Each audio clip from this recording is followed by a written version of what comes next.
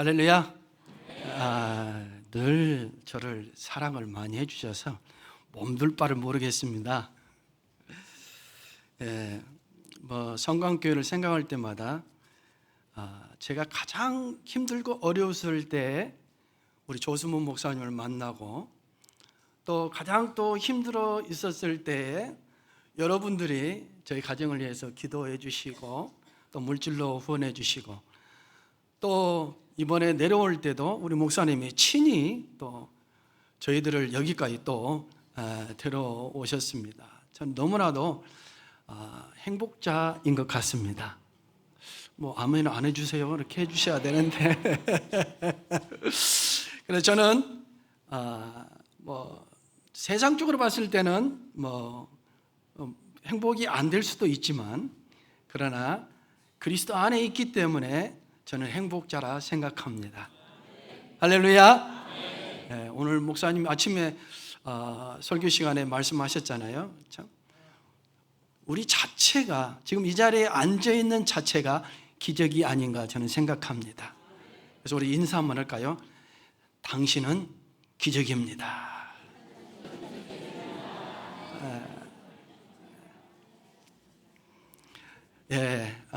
시간이 주어진 데까지 함께 말씀을 나누고요.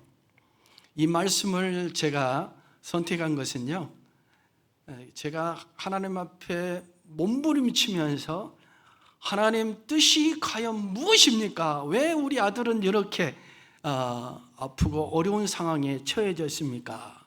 하나님에 물었던 그 장면 속에서 하나님이 주신 말씀입니다. 그래서 그 말씀을 함께 나누며 은혜를 받고, 또 선교 현장을 통해서 또 하나님께서 어떻게 일하시고 역사하셨는지를 함께 나누고자 원합니다. 여러분께서 잘 아시다시피 저의 아들은 2022년 4월 달에 군대를 갔습니다. 그래서 군대를 가서 3주 후에 수리탄 투척이라는 훈련을 과정 속에 거기에 불의한 사고로 인하여서 다리에 통증이 오기 시작하고, 제대로 이제 그 시간 안에 치료를 제대로 받았다 하면 문제가 안 됐는데, 그런 과정 속에서 힘듦을 호소를 했는데도 불구하고 보통 군대에 가면 꾀병하는 사람들 많이 있잖아요. 그렇죠? 그래서 꾀병하는 줄 알고 이 아이를 그런 취급을 해서 제대로 치료를 못했습니다. 원래는 이 아이가 우리 남아공에 20년을 넘게 생활했기 때문에 영주권을 가지고 있었습니다. 그래서 군대를 안 가도 되는데 저희들이 굳이 군대를 회유해 가면서 보냈습니다. 그런데 우리는, 우리의 생각으로는 우리 한국에 너무나 많은 사랑을 받고, 또 우리 성광교회나 또 많은 기도의 동역자들을 통해서 우리가 선교 사역을 하잖아요. 그래서 하나님의 그 은혜뿐만 아니라 우리 한국에 대한 그 사랑이 우리는 늘 마음에 품고 있었습니다. 그래서 아들에게 너는 20년 넘도록 여기에 살았지만 그래도 너는 한국인이다. 그래서 정체성을 가져야 되고, 그래서 군대를 보냈는데 결과적으로는 하반신 마비라는 그 어려운 그 상황이 됐습니다. 처음에는요, 말하려면 한두 끝도 없어서 중요한 포인트만 제가 말씀을 드리겠습니다. 그래서 아들이 논산훈련소에서 치료를 제대로 받지 못하고, 그 다음에 춘천 자대 배치를 받아서 춘천병원에서 거기에서도 한 60일 동안 치료를 제대로 못 받고 바로 앰뷸런스를 타고 국군 수도병원으로 이송이 됐습니다. 우리의 인간의 생각으로서는 도저히 상상할 수 없는 그 어려운 상황 속에서 그 아들은 혼자 버텨야만 됐습니다. 저희들은 군대에 갈 때도 함께하지 못했습니다. 우리는 하나님의 그 사명이 있기 때문에 그 선교 현장에 있어야 되고, 그런 과정 속에 이 아이는 너무나도 고통이 심하고 하반신 마비라는 것은 자기도 상상하지 못할 정도로 그 고통이 이루 말할 수 없었습니다. 그 고통이요, 그 고통이 얼마나냐면 우리가 인간적으로 생각하면 1부터 10이라는 그 통증이 온다고 하면 여성이 산모 진통이 온 것은 6이라고 생각한다고 하더라고요. 이 아이는 8이었습니다.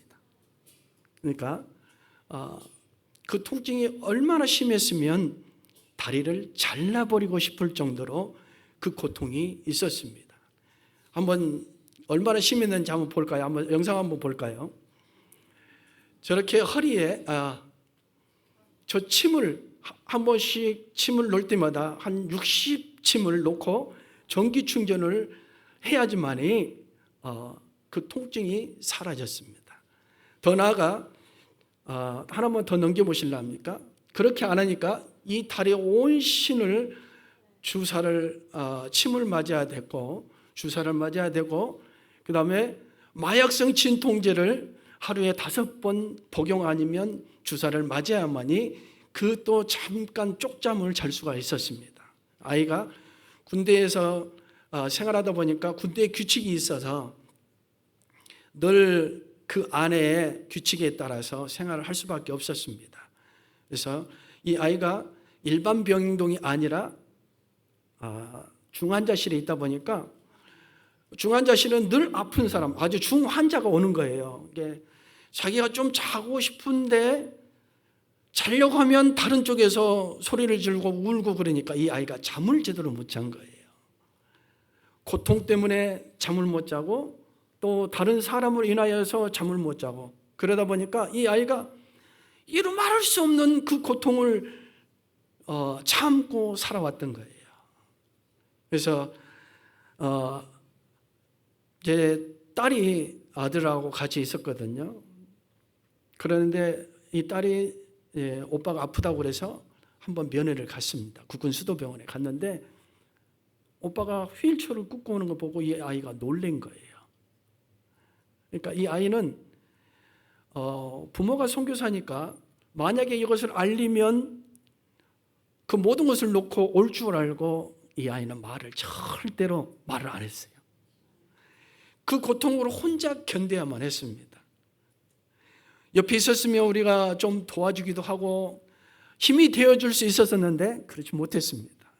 그런 어려운 속에서 그는 있어서 그 상황 속에서 저희 딸이 급하게 전화를 했습니다. 아빠, 오빠가 하반신 마비가 됐어요.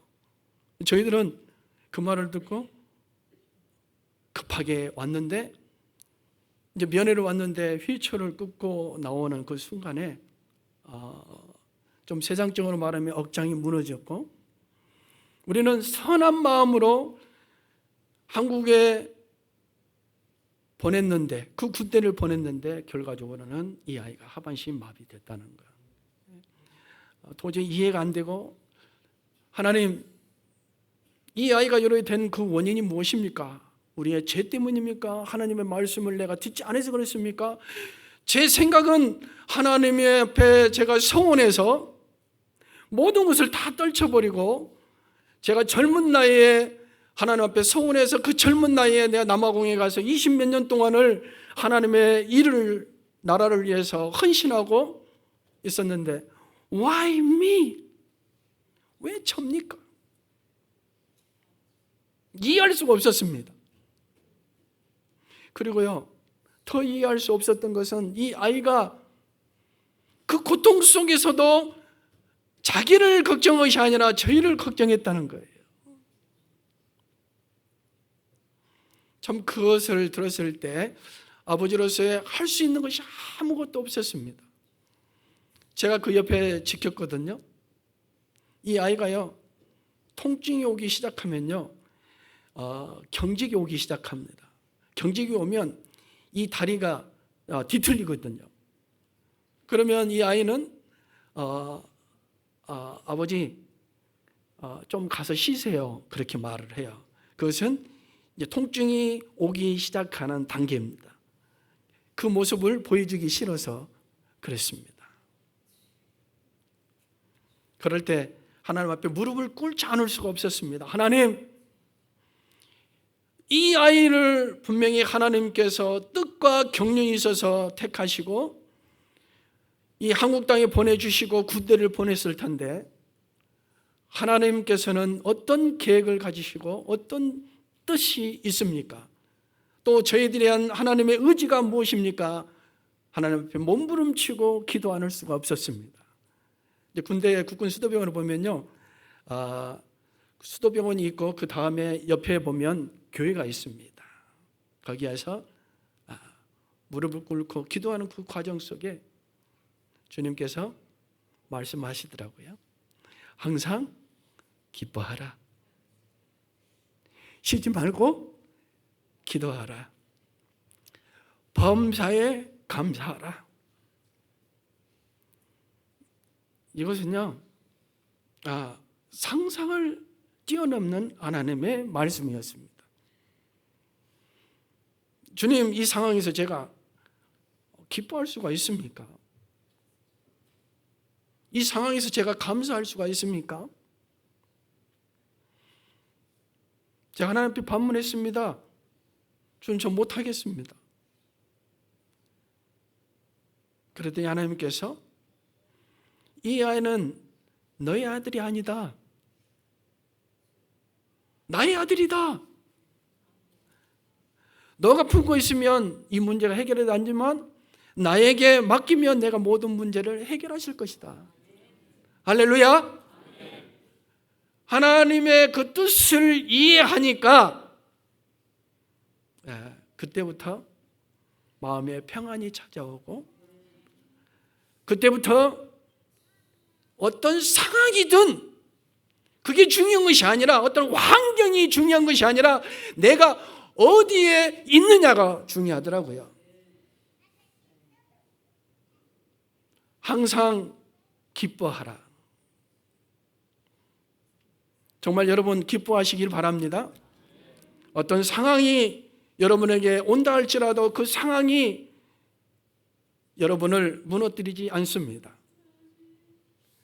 그 이면에 있는 그 하나님을 우리는 바라봐야 된다고 생각합니다.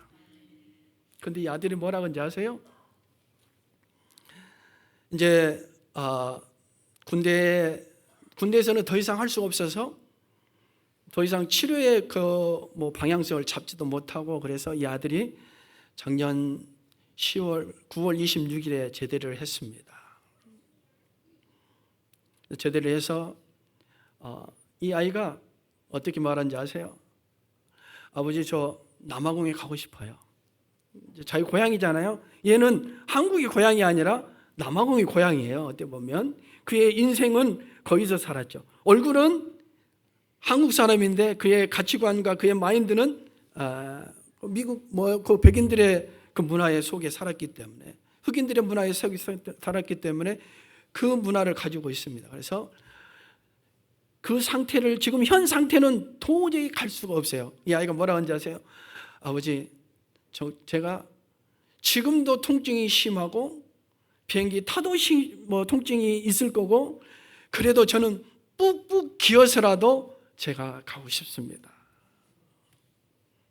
그래서요, 그 아이를 데리고 갈 수밖에 없었습니다. 저희 같은 생각으로는 한국에서 치료를 더 하고 이렇게 하려고 했는데 비행기를 태워서 데리고 갔습니다. 그래서 아들이 거기에 생활하면서 하나님의 은혜로 거기에서는 마음의 평안함을 찾고 잠도 푹 자고 또 부모의 케어를 해주시고 그러다 보니까 이 아이가 점차적으로 좋아진 거예요. 일주일 동안 좋아졌는데요, 그 후로부터 갑자기 몸이 안 좋아지는 거예요. 그랬더니 계속 눈물을 막 하고 콧물을 쏟고 그다음에 막 설사를 했었고 이제 굉장히 반응이 안 좋아진 거예요. 왜 그런가 했더니 이 아이가 한 일주일 후에 아버지, 그 마약성 진통제를 먹지 않으면 잠을 잘 수가 없었거든요. 근데 이 아이가 그 마약성 진통제를 끊은 거예요. 그것으로 인해 후유증이 나타난 거예요. 그러니까 참 젊은 애들은 좀 독한 부분도 있더라고요. 우리 같으면 하루에 5번 먹었으면 일주일에 한 4번으로 줄이고 3번으로 줄이고 2번을 줄이고 1번으로 줄여야 되잖아요. 근데 저희 아들은요, 단번에 끊어가지고 그 후유증이 너무나 빨리 온 거예요. 그래서 그런 과정을 겪고, 한 2달을 지나고 나니까 정상적으로 이제 몸이 회복이 됐어요. 그러다 보니까 거기에서 남아공 생활하면서 이 아이가 점차적으로 회복이 되기 시작했습니다. 그러다 보니까 이 아이가 여러분들의 기도겠죠. 네. 여러분들의 기도가 있었기에 조그만한 그 기적들이 일어난 거죠. 아이가 발가락에 신경이 돌아와서 이렇게 깜박깜박 하는 거예요. 그 여러분들의 기도입니다. 여러분들이 간증하세요. 내가 기도했더니 선교사님 아들이 발이 움직였더라. 그래서 남아공이요, 겨울 되면 엄청 추워요. 그래서 한국도 엄청 춥잖아요. 우리 한국하고 남아공 계절이 정반대의 계절이에요. 지금 남아공은 무슨 계절이겠어요? 퀴즈. 네? 여기가 여름이니까 남아공은 무슨 계절이겠어요? 목사님 너무나 똑똑하세요. 우리 겨울이에요. 그래서 그 겨울을 지나고 우리 한국에 있으면 이 몸이 이제 경직이 되면 더 근육이 굳잖아요. 그래서 따뜻한 남아공에서 치료를 하고 또 한국이 풀리니까 데려와서 강남 신촌 세브란스 병원에서 100일 넘게 입원해서 재활 치료를 하고 지금은 그때보다도 좀 더 좋아졌습니다. 여러분의 기도가 차근차근 이렇게 쌓이다 보니까 너무나도 하나님의 여러분의 기도를 통해서 그 일을 하시는 것을 볼 수가 있습니다. 이런 모든 것을 보았을 때요, 제가 1에서부터 100가지의 문제가 있다고 하면 99가지는 은혜고요, 1가지는 아들이 아픈 겁니다. 왜 그러니까 제가 설명해 드릴까요? 아멘 하면 제가 하겠습니다. 왜냐하면요, 아들이 이제 휠체어를 끌고 다니잖아요. 이미그레이션 통과할 때도 제일 먼저 통과를 해요. 그리고요, 비행기를 타잖아요. 그러면 저희 같은 경우는 이제 카타르 비행기를 타요. 그러면 다른 사람들은 우리는 다 줄 서야 돼요. 우리 아들은 이제 휠체어를 끌잖아요. 그러면 리프트를 타야 돼요. 남들은 걸어서 막 올라가야 되는데 우리는 뭐 돼요? 리프트를 타서 올라가고요. 저 같은 경우는 아들이 그때 당시에는 이코노미 클래스로 도저히 탈 수가 없어서 군대에다 제가 좀 싸움을 해가지고 비즈니스 클래스를 탔어요. 그러니까 비즈니스 클래스 아들이 타잖아요. 근데 그 보호자는요, 무조건 비즈니스 클래스를 타야지만이 그 아이를 케어를 해야 돼요. 그러다 보니까 저는 그러지 않았는데 뭐 됐어요? 비즈니스 클래스를 탈 수밖에 없었어요. 이 모든 것이 한 가지는 나쁘지만 수십 가지는 하나님의 은혜가 있다는 겁니다. 할렐루야. 그러니까 우리는 한 가지의 그 어려움만을 바라보면 그것에 매여 있지만 그 외의 것을 우리가 바라보면 더 많은 은혜가 우리에게 있다는 것을 발견하시기 바랍니다. 그게 있어야만이 여러분이 살아갈 수 있고 그 힘이 생긴 줄을 믿습니다. 이 아들이 이제 태어나기 전에 이제 아내가 그런 말을 하더라고요. 엄마, 남아공 가세요. 그랬더니 아들이 뭐라고 한지 아세요? 왜 아내가 왜 우리 보고 가라고 그러냐 그랬더니 그 아들이 저 때문에 걱정하지 마시고 가세요. 요즘 세상에 장애인이라 해서 못할 것이 없습니다. 부모님은 부모님 일하시고 하나님은 하나님 일하시고 저는 저의 일을 할 겁니다. 비록 내가 이 상태로 있다 할지라도 제가 못할 것이 없습니다. 비장애의 때보다는 이 장애가 좀 불편함은 있을지라도 내가 못할 것이 없습니다. 그러니까 제 걱정하지 마시고 가세요. 그래서 좀 마음의 무거운 마음을 조금 덜었습니다. 이런 상황 속에서 아들과의 그 시간들이 너무나 소중한 시간이었고요. 또 그것을 통해서 하나님과의 더 깊은 관계를 맺을 수 있었고, 하나님과의 이제까지 정말 끈끈하지 못했던 것들을 더 하나님을 의지하며 믿음으로 극복할 수 있었던 것이 바로 이 시간이 아니었나 생각합니다. 그래서 저는 이게 불행이 아니라 기쁨입니다. 이게 바로 하나님의 은혜입니다. 여러분, 이 아이가요, 처음에는요, 아내가 이런 질문을 했다 하더라고요. 다음에 아내가 간증을 하면 더 은혜가 넘칠 거예요. 이번에 이제 제가 군대에 있을 때는 제가 케어를 할 수밖에 없었어요. 왜냐하면 그 아이를 들고 일어서고 이렇게 다 해야 됐기 때문에 그때 당시에는 얘는 할 수가 없었으니까. 지금은 좀 이제 좀 옛날보다 많이 좋아져서 아내가 100일 넘게 신촌 세브란스 병원에서 케어를 했거든요. 그랬더니 아내가 그 아이를 군대에 있기 전에 아내가 그 아이를 2주 동안 케어하면서요, 이제 충격과 그 순간적으로 온 그 고통으로 인해서 대상포진을 걸려가지고요, 한 3주 동안을 사경을 헤맸습니다. 먹지도 못하고 멍해지고 사람이 기력도 없고, 그러니까 너무나 충격이 커서 그런 어려움도 겪었습니다. 참 우리 인생은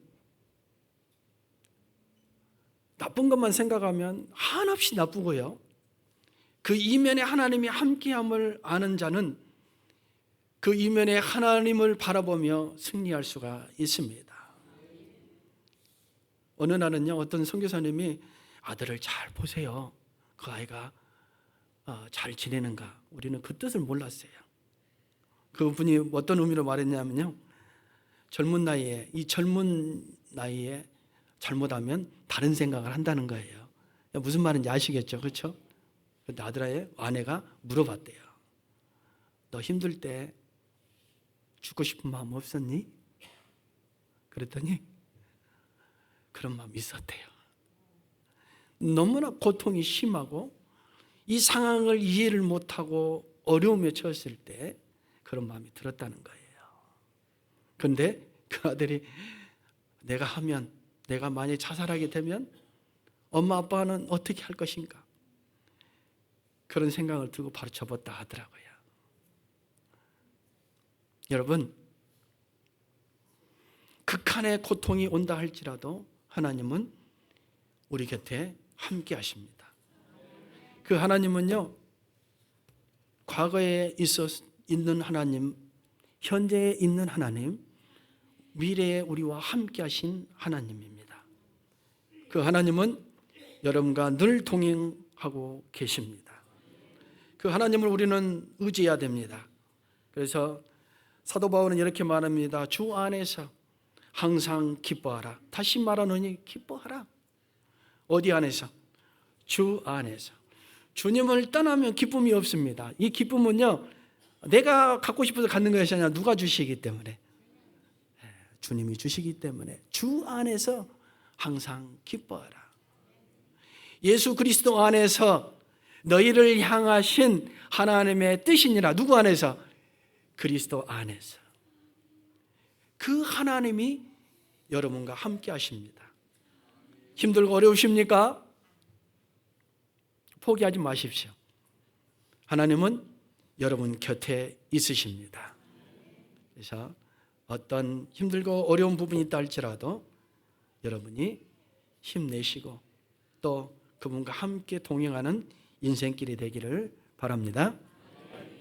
제가 영상 하나 틀 텐데요. 이 영상을 만들게 동기가 있습니다. 이 기아대책에서 영상을 하나 만들었는데요. 이 아들이 이제 처음에는 기아대책이 저희들을 포커스를 맞춰가지고 영상을 만들려고 그랬어요.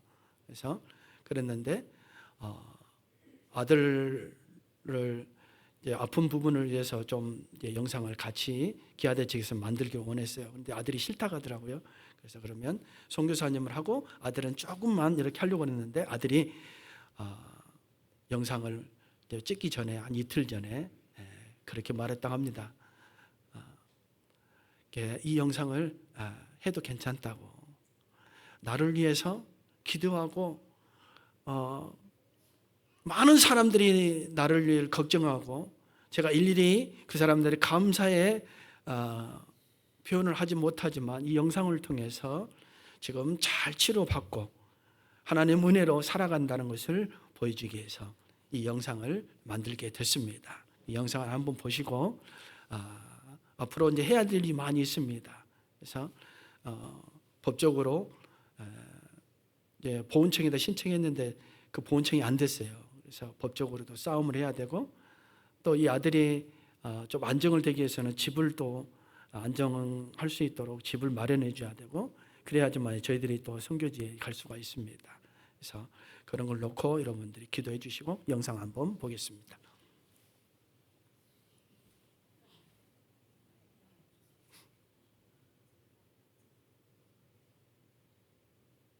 소리가 안 나오네요.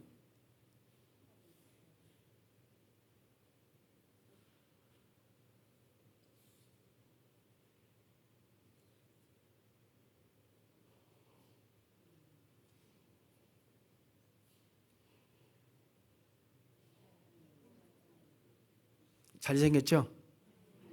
네.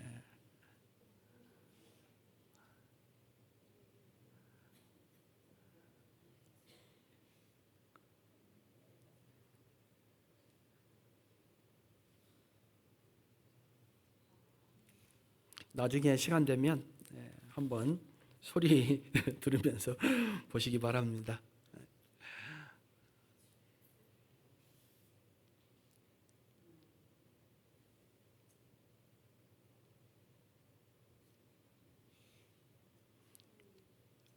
지금 쓰죠? 그렇죠? 상상도 못했습니다. 군대에 있을 때는.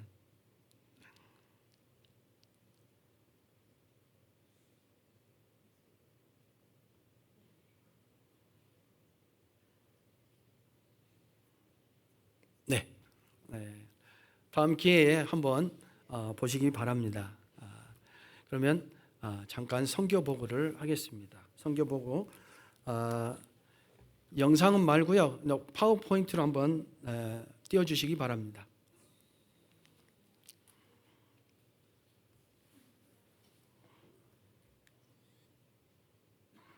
예, 제가 사역은요.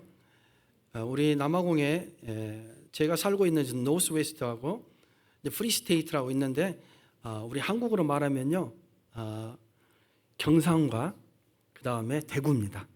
제가 그 지역을 제가 사역을 하고 있습니다.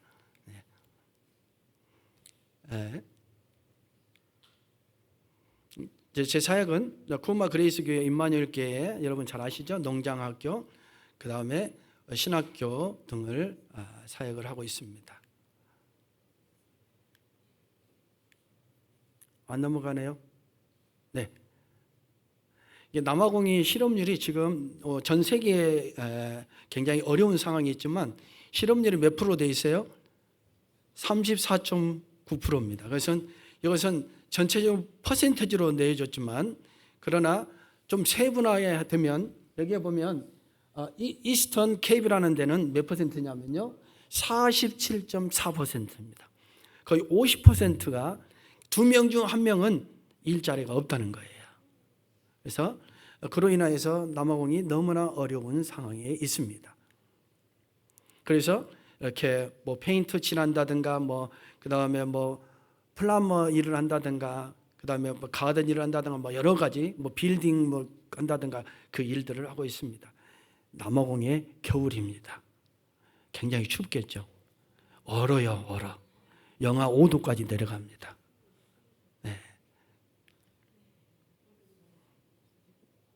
네, 구마 그레이스 교회입니다. 네, 현재 저희 교회의 우리 성도들입니다. 그래서 여러분들의 기도와 후원으로 인하여서 교회가 성장하고 있습니다. 그래서 더 많이 기도 부탁드립니다. 네, 예배드리는 모습이죠. 남아공에 오시면 이 예배의 현장을 굉장히 실감 있게 체험할 수가 있습니다. 목사님 아무도 남아공 오신다고 그러니까 여러분 한번 꼭 같이 오세요. 그러면 그냥 남아공의 그 찬양의 그 아카펠라 찬양의 뜨거운 모습을 여러분 현장에서 바로 볼 수가 있습니다. 오실 줄 믿습니다. 아멘 하신 분 꼭 오세요. 그래서 우리 전도 팀을 만들어 가지고 전도 호방문 해가면서 전도도 하고 그렇습니다. 제가 초창기 때는요, 전도를 하기 전에는 제가 첫 번째는 3년 동안은 한번 제가 선교에 실패한 경험이 있습니다. 그래서 초창기 때는 집집마다 호방문을 한 적이 있습니다. 그랬더니 그때 당시는요, 우리 쿠마 지역이라는 자체가 탄광촌입니다. 그러니까 다른 지역에서 남아공에 와가지고 이 탄광촌에서 일을 하는 거예요. 그래서 그러다 보니까 오래 떨어지면 사람들이 애롭잖아요. 그래서 눈이 맞으면 삐리리 해가지고 그 관계를 합니다. 그러니까 이 사람이 오늘 관계했으면 다음 달에는 저 사람하고 관계를 하고, 그래서 이 사람이 에이즈가 걸렸는지 이 사람이 에이즈가 걸렸는지 구분할 수가 없습니다. 그러다 보니까 에이즈가 퍼센티지가 높겠어요, 안 높겠어요? 끄덕끄덕 하시는 분이 다 이해가 되시죠? 전 지역에 제가 클리닉 가가지고 보건소에 가서 물어봤더니 70%가 넘는다고 그럽니다. 그러는데 그것은 좀 못 믿을 것 같아서 제가 병원에 갔어요. 병원에 가서 남아공에는 병원에 무조건 가면 피검사를 합니다. 그러면 이 사람이 에이즈가 걸렸는지 아닌지를 검사를 합니다. 그랬더니 거기에 퍼센트가 몇 번에 나오냐면요, 29%가 나온 거예요. 그러니까 실제로 테스트하는 사람들은 더 많겠죠. 그래서 드러나지 않으면 이 사람이 에이즈 환자인지 몰라요. 그래서 초창기 때는 그것도 모르고 이 지역이 에이즈 환자인지도 모르고 가서 막 기도를 해줬어요. 막 머리를 대밀면서 기도하려고 했더니 머리에 진물이 나고 얼굴 색깔이 확 시커멓게 변하고 여러분 혀가 막 곰팡이 있어가지고 구멍이 뽕뽕 뚫는 거 모르죠? 그 에이즈 환자들이에요. 그리고 다리가 탱탱 붓고 얼굴이 막 혈색이 변하고 막 그런 사람들은 저는 에이즈 환자인지도 모르고 머리를 대고 막 이렇게 기도를 해줬어요. 나중에 봤더니 그 사람들이 다 에이즈 환자인 거예요. 그래서 어느 날은 제가 집을 딱 도착했는데 할머니와 꼬맹이 1살배기 2살배기 정도 됐나, 오렌지 한 조각에 아이가 발에 끈이 묶여져 있어요. 할머니는 에이즈 환자로 인해서 그 아이를 케어할 수가 없습니다. 이 아이는 그 오렌지 하나를 먹고 하루 종일 버틸 거예요. 그런 안타까움도 보고요. 남아공에 이제 에이즈 환자가, 부모가 에이즈 환자라고 해서 바로 태어나면 이 애와 분리를 시키면 에이즈 환자가 안 됩니다. 그러나 분리하지 않으면 이 아이가 모유를 통해서, 모유를 하다 보면 피가 막 섞일 부분도 있잖아요. 어머니의 그 모유를 통해서 이 아이가 에이즈 환자가 됩니다. 그런 부분을 통해서 어머니가 에이즈 환자면 이 아이들은 거의 에이즈 환자입니다. 왜냐하면 이 아이를 분리해서 케어할 수 있는 그 상황이 안 되니까. 그런 상황 속에서 우리가 지금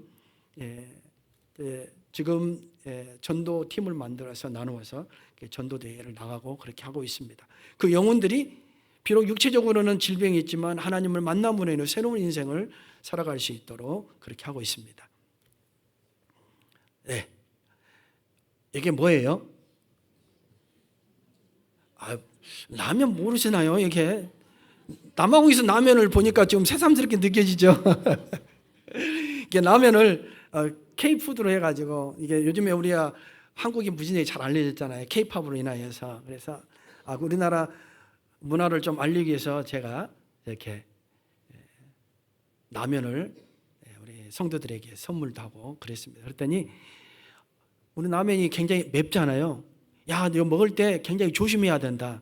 굉장히 매울 건데 매우면 먹지 말고 나한테 리포트를 해주라 했더니 그 다음 주에 갔더니 뭐라고 하는지 알아요? 베스트 굿푸드라고 하면서 너무나 좋아하더라고요. 다음에도 또 주라고 하던데요. 네, 그래서 어려운 사람들을 또 이렇게 그들의 한 끼 식사를 할 수 있도록 한 달을 생활할 수 있도록 서포트도 해주고 그렇습니다. 아이들에게도. 지금 이 아이는요, 부모가 있기는 있는데 이 아이를 케어할 수 있는 능력이 안 돼요. 그래서 학교는 들어가고 싶은데 교통비가 없어서 굉장히 어려운 환경 속에 있었어요. 그래서 그러면 우리가 이 아이를 교통비를 지원을 하고 또 학용품을 지원하자 해가지고 금일봉도 주고 매달마다 이렇게 지원을 하고 있습니다. 또 여기는 저기에 신발을 가지고 있는 아이들은요, 성경 66권을 애우는입니다. 그 아이들을 66권을 애우면 전체적으로 애우는 것이 아니라 그 성경을 애우는 거죠. 그렇죠? 그러면 선물을 줍니다. 그래서 이 아이들은 성경을 애워가지고 이렇게 선물로 주기도 했습니다. 지금은 이제 이렇게 여름 되면 우리 학생들의 우리나라도 여름 성경학 하잖아요. 그래서 우리도 이렇게 모여가지고 책 없는 사이에 지금 저 어린이 모여가지고 좀 성경학교처럼 그렇게 하고 있는 장면입니다. 네, 그래서 맛있는 것도 준비도 하고 아이들이 또 특별 활동도 하고 이게 덤블링 오늘 아침에 붕붕이라고 그러는데 그래서 우리 아이들도 좀 새로운 체험할 수 있도록 그렇게 했다고 리포트를 받았습니다. 네, 좀 재능 기부를 할 사람이 있으면 참 좋을 것 같아요. 우리 남아공에 꼭 이런 부분들을 좀 해줬으면 좋을 것 같습니다. 그래서 지금 이제 매주 토요일마다 아이들을 이렇게 형편이 어려운 아이들을 불러다가 이렇게 식사를 하고 또 성경도 가르치고 지금 하고 있습니다. 어제 뭐 또 했다고 저한테 리포트를 해주더라고요. 걱정하지 말라고. 지금 현재 우리 구마 그레이스 교회는 나름대로 우리 리더들이 잘 진행하고 있습니다. 네, 우리 성도들 세례식도 세례 문답식 하고요. 그 다음에 세례도 하고요. 그 다음에 이들에게는 이 세례 증서를 받는 것이 굉장히 중요히 여깁니다. 그래서 그냥 증서만 쭉 주는 것이 아니라 액자를 끼워가지고 평생 소유할 수 있도록 해줬더니요. 좋아할까요? 안 할까요? 누구나 이 선물을 참 좋아합니다. 예. 임마누엘 센터 교회입니다. 임마누엘 센터 교회는요, 현재 지체장애자, 그 다음에 에이즈 환자, 그 다음에 독거노인들, 그 다음에 좀 형편이 어려운 고아들 이렇게 지금 케어하고 있는데 몇 명이냐면 190명이 건물 8동에서 여러분 잘 아시죠? 8동에서 지금 케어를 하고 있습니다. 그러는데 하나님의 은혜로 국가의 보조 없이 지금 진행하고 있습니다. 이것은 우리 인간으로서는 이게 불가능하지만 하나님은 가능하시다. 믿습니까?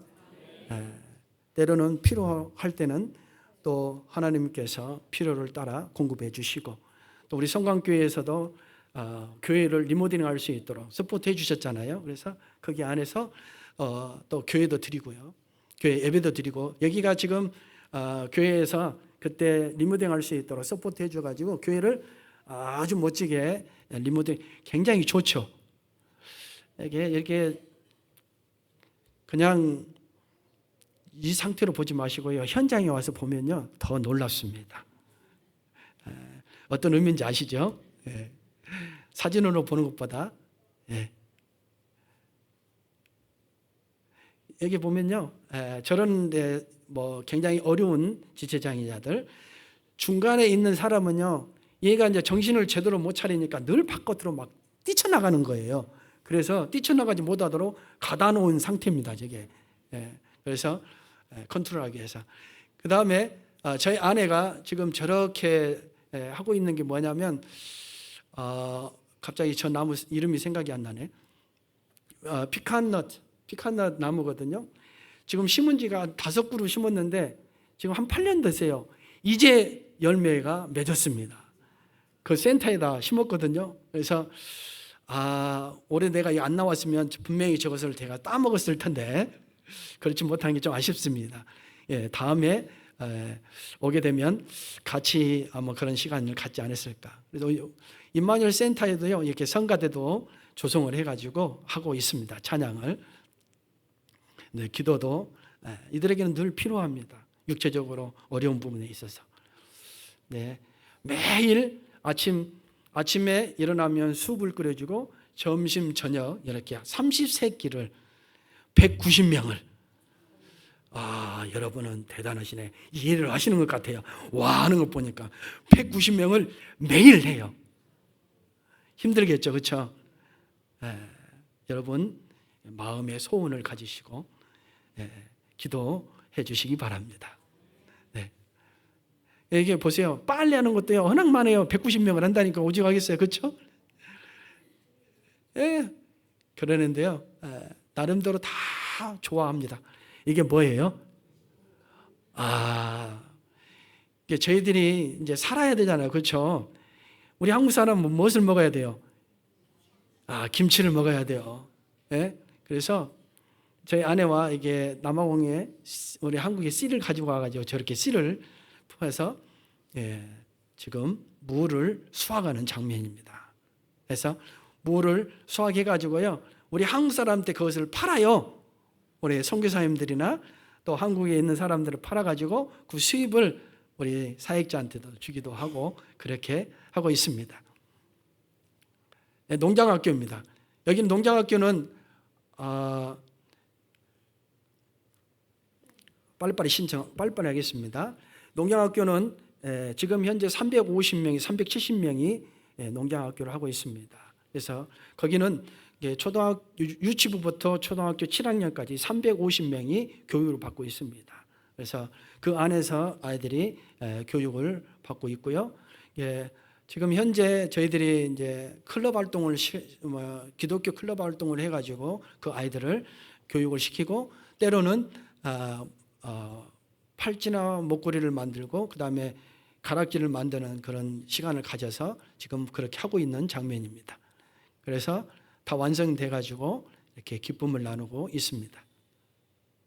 네. 너무나 어때요? 우리 남아공 아이들이 너무나 행복하죠, 그렇죠? 예, 없어도 행복합니다. 그 안에 누가 있기에? 주님이 있기에 그렇습니다. 예, 그래서 우리 학생들이요 신발이 없어요. 없는 아이들이 많아요. 그래서 저희가 신발 없는 아이들을 리스트를 뽑아가지고 그 아이들에게 신발을 선물을 했습니다. 손을 깨끗이 씻어야만이 식사를 할 수가 있습니다.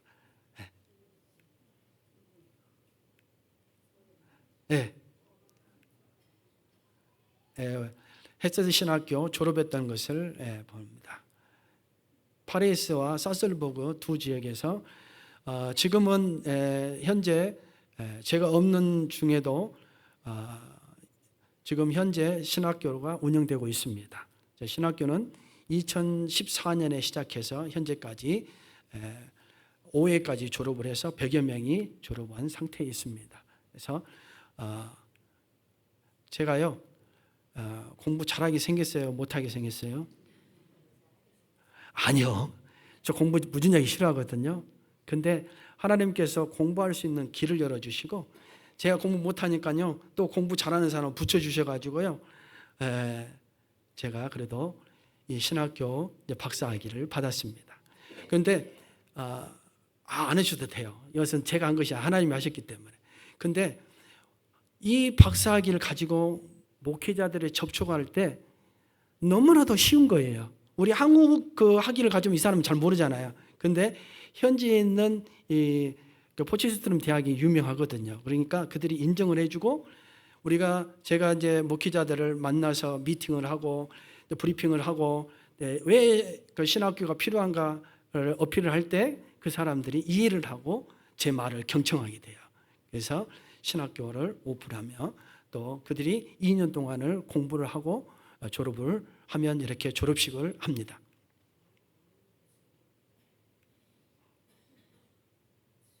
네. 이렇게 축하하러 오신 분도 있고요. 이렇게 일일이, 저 가운도요, 한국에서 맞춰가지고 갖고 갔어요. 그래서 우리 학생들이 이 가운을 입기를 너무나 소원합니다. 그러는데 저한테요, 하루는 파스타 저거 팔 수 없니? 그러더래요. 나 파는 것 아니다. 이것은 계속 써야 되는데 나한테 팔면 되겠니? 그러고 말았는데 너무나 좋아합니다. 그래서 저기 지금 있는 우리 왼쪽에, 저한테는 왼쪽, 여러분 오른쪽에 있는 분은요, 남편이 신학교 공부를 2년을 다 마쳤어요. 당뇨가 있었어요. 그런데 이 당뇨로 인하여 시력을 잃어버렸습니다.